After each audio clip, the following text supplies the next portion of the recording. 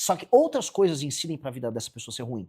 A infraestrutura de trabalho, os impostos que são cobrados em todos os produtos que ela consome, a pobreza generalizada, a falta de segurança. Então, aquela pessoa está esgotada por conta do modelo de Brasil. Aí vai um malandro e fala, não, é por causa das 6 por 1, é o seu patrão que está te roubando. Aí eles propõem, você vai trabalhar menos e vai ganhar igual. Isso não vai acontecer. E dito tudo isso, caso vocês consigam mudar essa legislação, temos outra questão que é o judiciário, porque Sim. temos não só um STF problemático, mas vários juízes de várias comarcas que acabam soltando criminosos. Tivemos um caso no Rio de Janeiro recentemente, onde uma pessoa com dezenas, mais de 80 passagens pela polícia, foi libertado porque o juiz entendeu que não havia como prever o cometimento de novos crimes. Como é que vocês pensam de enfrentar um judiciário que claramente não digo conivente, mas pelo menos é leniente em relação a uma parte do crime no Brasil e considera isso até como uma forma de revolta social e, eventualmente, as cortes supremas no Brasil, as cortes superiores, a STJ, a STF, são um problema, na sua opinião? Óbvio que são. Eu vou começar. O Brasil permite uma subjetividade por parte do juízo. Então, ele pode ter uma expressão pessoal na hora de emitir uma sentença. A gente conhece isso muito, por exemplo, na justiça trabalhista. Muito juiz tira a decisão da cabeça dele para punir, por exemplo, o empresário. Faz parte da lógica, inclusive a própria lei entrega a ele esse elemento subjetivo, porque ele diz, olha, existe uma relação hipossuficiente entre o empregador e o empregado, logo o juiz pode atuar. Então é como se ele tivesse um espaço de artista para ele criar. Mesma coisa, tem muito juiz de vara criminal que sai, vamos dizer, progressista da faculdade de Direito e vai querer fazer sua justiça social dentro do tribunal. Este cara tem que ter leis muito duras em que não há espaço algum para ele interpretar. E as nossas leis, infelizmente, permitem esse espaço de interpretação.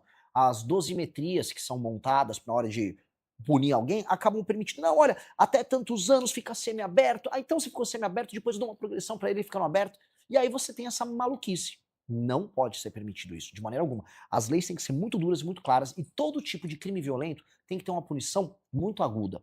Se uma pessoa aponta uma arma para você no meio da rua, a lei brasileira não dá o valor devido a isso. A pessoa que apontou uma arma para você, ela está se colocando como juiz da sua vida. Ela escolhe naquele instante se você vive ou se você morre.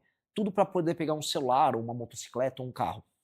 O ato de apontar essa arma, portanto, é um ato violador de direitos fundamentais colossal. Portanto, uma pessoa que aponta a arma para outra no meio da rua, essa pessoa tem que ficar no mínimo 20 anos em cárcere, pronto, sem nenhuma progressão. A pessoa tem que entender que o roubo à mão armada tem um peso muito maior do que as pessoas imaginam. E aqui no Brasil, esses juízes soltam uma pessoa que efetua um assalto e falam, ah, não, mas ele não matou.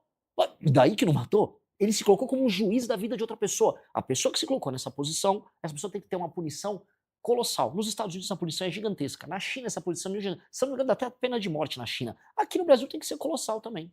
Passando um pouco agora para a parte econômica, que é outro grande tema do Brasil, né, junto com a segurança. Temos um país que parou de crescer, pelo menos nos ritmos que crescia no começo do século.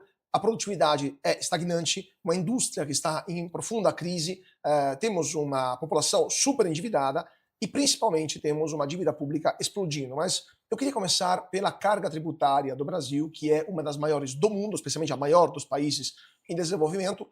Você acha que isso é um problema, pagar tanto imposto no Brasil? E como que vocês acham que seria uma solução para esta condição? Ela é um problema e ela é uma consequência de outro problema.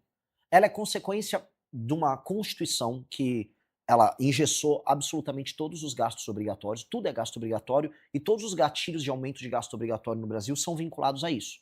Portanto, a Constituição de 88 foi uma maldição que acabou com a capacidade de crescer do Brasil, acabou com a capacidade do Brasil de investir em infraestrutura. Ela é uma maldição. Essa Constituição, ela é amaldiçoada. É como se alguém falou, ó, vocês no Brasil não crescem mais. Tá E com essa vocês acham Constituição. que deveria, desculpa de interromper, mudar a Constituição por Sim, causa espero disso? fazer isso no meu segundo mandato. No primeiro mandato eu vou ter que fazer as reformas para o Brasil andar. No segundo é legal a gente começar a discutir, sim, uma mudança profunda na Constituição. Ela é um lixo, a nossa Constituição, com todo respeito aí. Quem comemora a existência disso aí tem que chorar. E aí, na hora de garantir os direitos que são meramente nominais, todo mundo tem direito à educação, nossa educação é um lixo. Ah, eu tenho direito à moradia. Tem, o Brasil se favorizou depois da Constituição de 88. Os direitos são nominais, mas os gastos públicos vinculados a esses direitos, eles estão lá. E eles aumentaram, aumentaram, aumentaram, aumentaram demais. E desde o governo Fernando Henrique para cá, optou-se por aumentar a arrecadação. E aí você fica aumentando a arrecadação, aumentando a arrecadação, aumentando a arrecadação. Isso vai desde, vamos dizer, melhoria na eficiência na cobrança, somado às alíquotas. E aí você foi punindo a atividade produtiva no país. E o que nós temos? Um país que é pobre, mas que cobra imposto de país rico.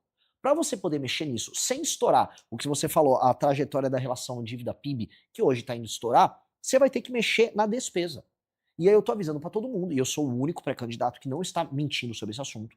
Eu gostaria de ver os outros falarem. Que você vai ter que mexer muito, mas muito. Eu tô falando mexer demais na despesa. Eu tô falando em mexer em mais de 200 bilhões por ano na parte de despesa. Então vai ter que mexer nas indexações, a subida do salário mínimo para aposentadoria, BPC e outros benefícios. Tô falando das vinculações de educação e saúde. Tô falando de aposentadoria que vai precisar fazer outra reforma. Tô falando de renúncias fiscais, tô falando de Zona Franca de Manaus, que todo mundo tem medo de falar, para não perder voto lá. Eu vou falar de tudo isso, eu vou falar isso de uma maneira honesta, porque os outros são desonestos. Quando, por exemplo, o Flávio Bolsonaro falar, eu não vou apresentar proposta nenhuma, ele tá mentindo. Por quê? Veja, ele tá falando em reduzir imposto. Ah, o Lula só aumenta o imposto, taxado. Sim, o Lula aumenta imposto e é taxado mesmo. Ele faz isso. Dito isso, ele só vai conseguir abaixar imposto no médio prazo, porque no curto não dá, se ele começar a cortar. Ele avisou isso pro eleitor? Ele não avisa pro eleitor, ele dança igual um mongoloide. Ele faz um débil mental nos eventos dele. Então fica iludindo as pessoas, balançando o braço. O Zema não quer falar assunto, ah, vou vender aí Petrobras. Vai vender Petrobras? Ele não privatizou nada, nem Minas. Nem em Minas ele fez privatização, ele disse que vai vender a Petrobras. E quem disse que é um correto vender a Petrobras? No mundo que está em crise por recursos naturais, com guerra inflacionária sendo tocada pelos Estados Unidos, jogando pressão sobre a China com o aumento dos preços dos combustíveis, com conflito.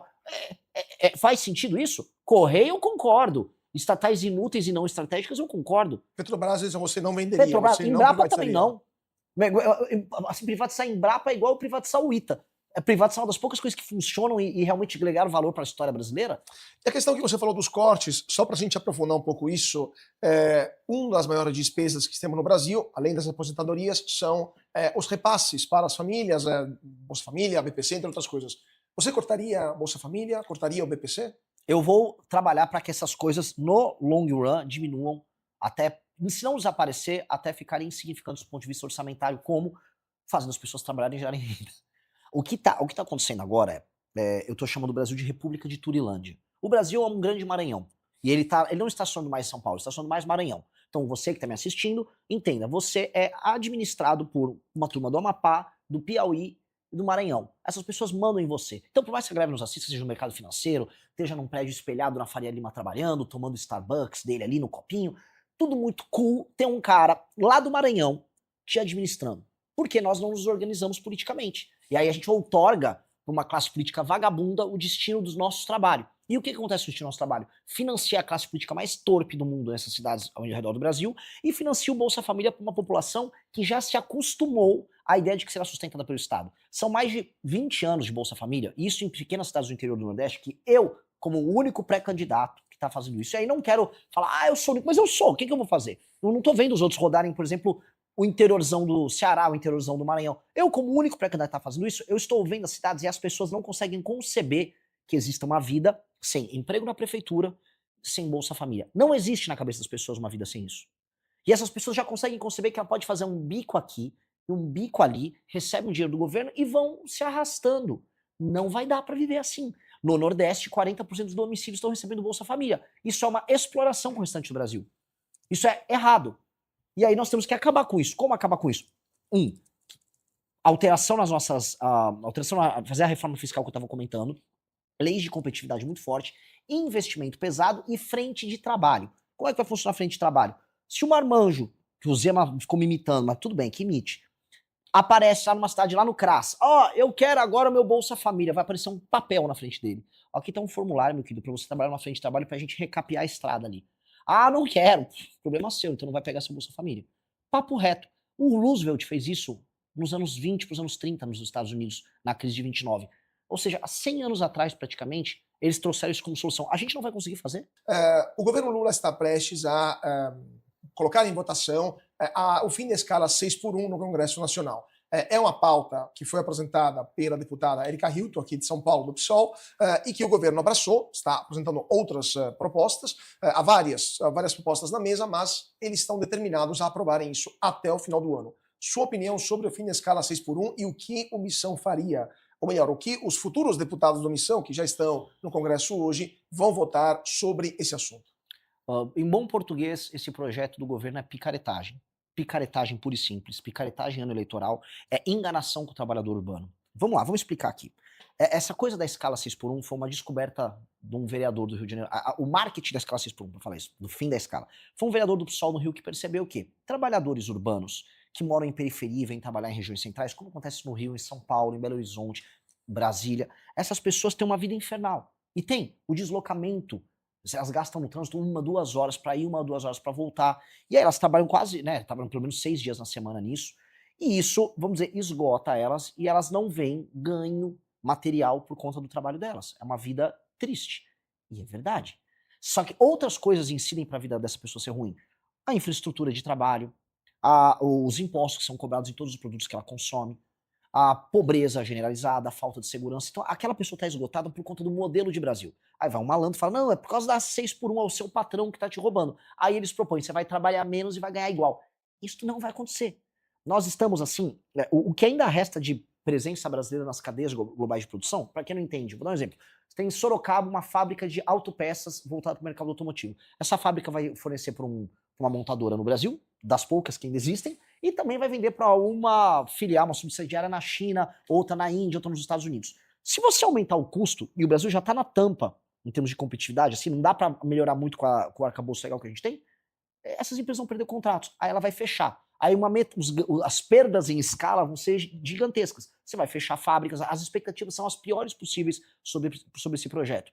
E o trabalhador urbano que trabalha, por exemplo, num serviço, um pequeno restaurante, que tem que abrir também de fim de semana, etc., como ele é engessado, porque tem um sindicalismo que obriga ele a ter que contratar todo mundo CLT, ele não consegue fazer contratações no método, contratar um MEI, como está acontecendo em todos os outros setores, ele vai ou fechar a empresa dele, ou ele vai repassar o custo para o consumidor, e aí os que ainda permanecerem contratados e não partirem para a informalidade, eles vão ver o custo de vida deles aumentar. Então isso é ilusão, isso é mentira. A gente tem que ter um novo modelo de contratação, um novo regime trabalhista no Brasil, e a gente pode discutir sobre isso. Gostou do vídeo?